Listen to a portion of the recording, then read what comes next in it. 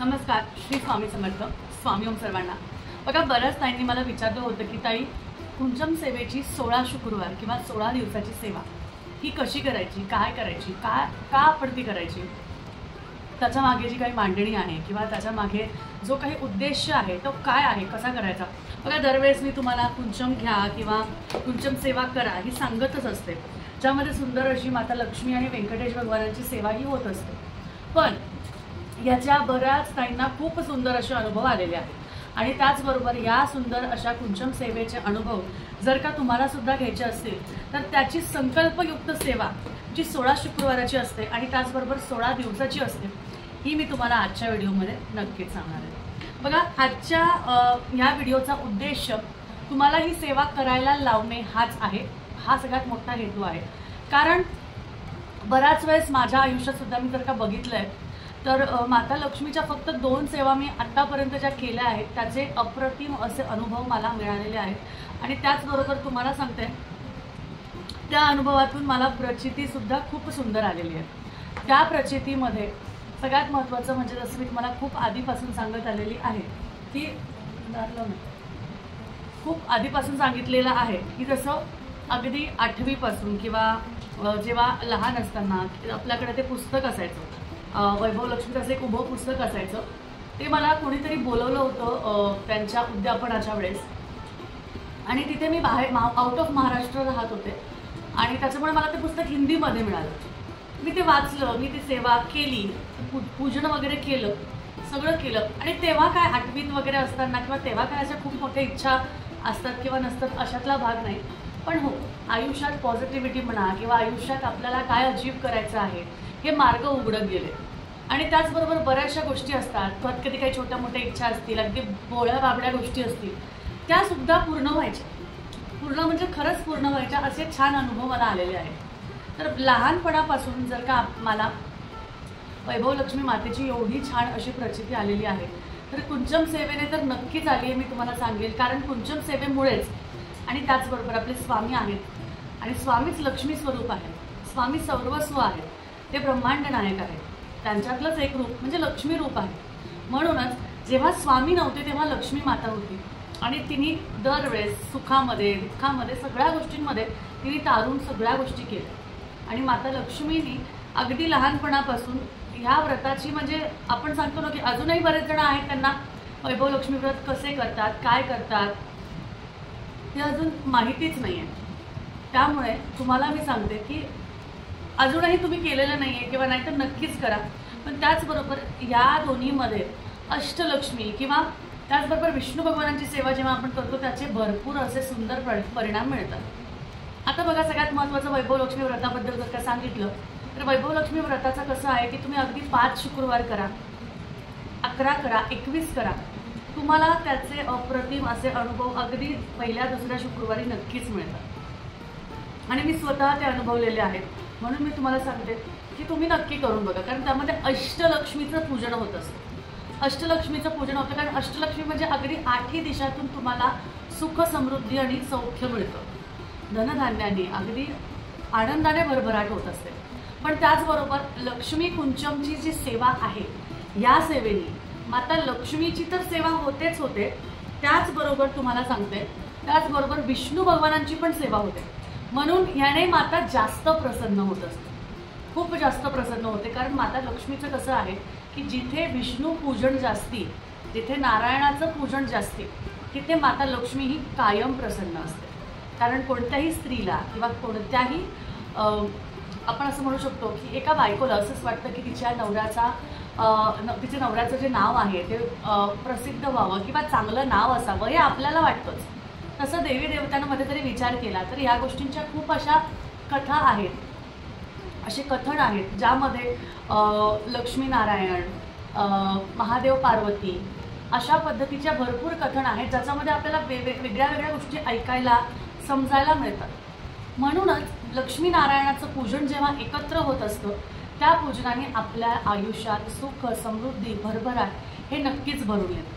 त्यामुळे मी तुम्हाला सांगेल की लक्ष्मी कुंचमची जी सेवा आहे, जी साधना आहे ती का करायची, कशी करायची. का तर आपल्या घरात आर्थिकरित्या प्रश्न सोडवायचे असतील, तुम्हाला खूप खूप खूप पद्धतीने प्रयत्न करूनही यश मिळत नसेल, सारखं अपयश पदरी येत असेल, कोणतंही काम करताना अडचणी येत असतील, पदोपदी तुम्हाला नाराजगी येत असेल, अशा वेळेस जिथे पैशांच्या बाबतीत काहीही तुमचं काम असेल तिथे कुठलाही विचार न करता पहिली ही सेवा करायची.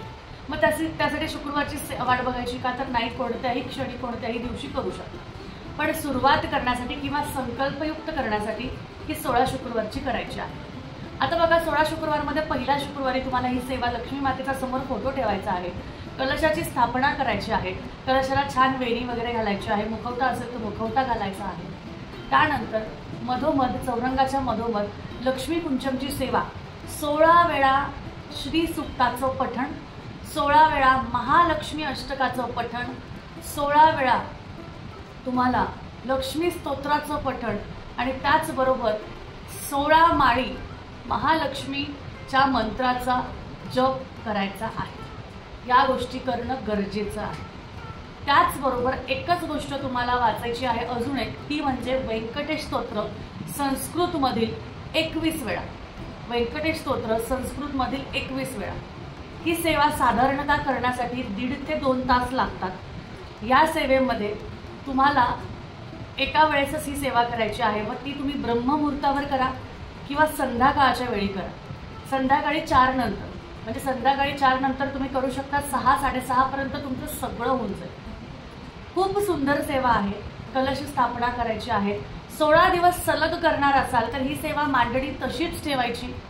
फक्त दररोज कुंचमच्या जे काही साहित्य आहे ते साहित्य काढायचे, फोटो कलश तसाच ठेवायचा, पण साहित्य काढायचे आणि कुंचम परत भरायचं दररोज 16 दिवस सलग. शेवटी आरती करायची, गोडाचा नैवेद्य दाखवायचा, दूध साखर नक्की दाखवायचं. खीर केली तर अतिउत्तम, पण खीर नाही केली, दुसरं काही लाडू वगैरे आणला, पेढा आणला, पण खीर च्या जागेवर दूध साखर पांढऱ्या वस्तूंचं प्रसाद म्हणून देवीला खूप आवडतो, त्यामुळे ते तुम्हाला तिथे ठेवायचं आहे. याच पद्धतीने 16 शुक्रवार तुम्हाला करायचं. याच पद्धतीने 16 शुक्रवार तुम्हाला करायचं आणि 16व्या दिवशी 16 सवाष्णींना वाण किंवा त्यांना हळदी कुंकूसाठी बोलवायचं. आणि त्याचबरोबर तुम्हाला सेम ॲज इट इज जी काही पूजा आहे ती पूर्ण करायची, संपूर्ण करायची. संध्याकाळी एखादी सवाष्ण बोलवणार असेल तर एखादी सवाष्ण किंवा 16 सवाष्णांना बोलून त्यांना खिरीचा प्रसाद द्यायचा, त्यांना विडा द्यायचा, त्यांची ओटी भरायची आणि त्यांनाही ही सेवा करायला लावायची. यासाठी कुठलं पुस्तक द्यायचं नाही, काही नाही, अगदी कुंचमही द्यायची गरज नाही, फक्त त्यांना या सेवेबद्दल सांगायचं. तुम्हाला सांगते, खूप छान पद्धतीने ही सेवा बऱ्याच ताईंनी केलेली आहे. आणि त्याचबरोबर आपल्या घरातील कुलदेवीची ओटी भरायची, कुलदेवीची जी काय आहे, कुलदेवीचा जो काय आहे मान सन्मान तो पूर्ण करायचा. महालक्ष्मी कुलदेवी असेल तर अजून उत्तम. आणि हा पूर्ण प्रोसेस जो आहे तो करून तुम्हाला पुढची सेवा जेव्हा इच्छा असेल तेव्हा करायची. बरं, ह्यात संकल्पयुक्त आहे. मग संकल्प कधी करायचा, तर पहिल्या दिवशी जेव्हा कुंचम तुम्ही मांडणार आहात त्या दिवशी आधी हातावर फूल घ्यायचं, पाणी घ्यायचं, अक्षता घ्यायच्या, हळदी कुंकू सगळं घेऊन संकल्प करायचा आणि ते पाणी सोडून द्यायचं आणि मग पूजा मांडणी आणि ह्या सगळ्या गोष्टी करायच्या.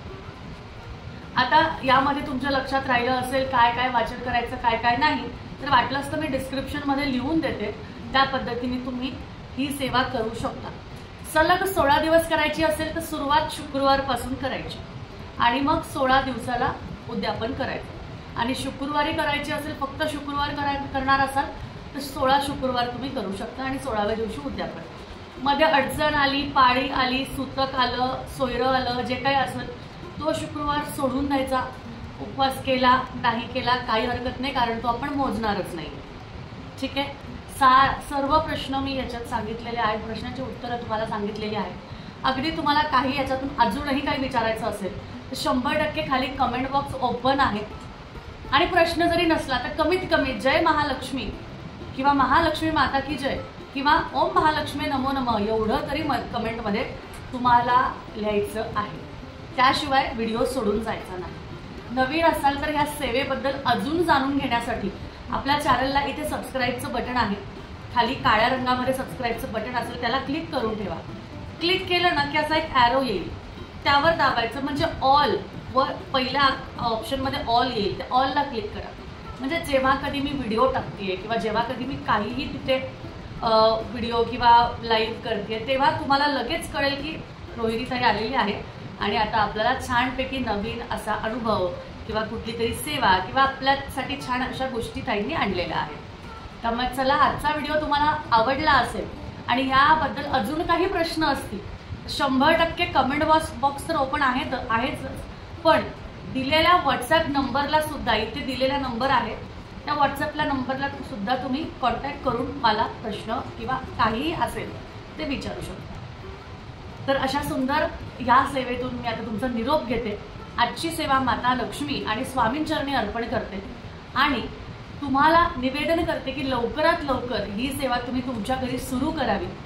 कारण ह्या सेवेने अगदी छोट्यातून छोट्या तर मोठ्यातून मोठ्या प्रश्नाची उत्तरं लोकांची फायनान्स रिलेटेड म्हणजे पैशा रिलेटेड, आर्थिक प्रश्ना रिलेटेड सॉल्व्ह झालेली आहे. अडकलेले पैसे, कर्जातून मुक्ती मिळालेली आहे, लोनचं काम फेडला गेलेलं आहे किंवा चालू झालेलं आहे, अडकलेलं काम सुरू झालेलं आहे. त्यामुळे सगळ्यांनी ही सेवा करायची आहे. जगभर आपल्याला ही सेवा पसरवायची आहे. चला, आजच्या व्हिडिओमध्ये एवढंच सांगते आणि इथेच व्हिडिओ थांबवते. तोपर्यंत काळजी घ्या, स्वामींचं नामस्मरण करत राहा, महालक्ष्मीचं नामस्मरण करत राहा. भेटूया परत. श्री स्वामी समर्थ.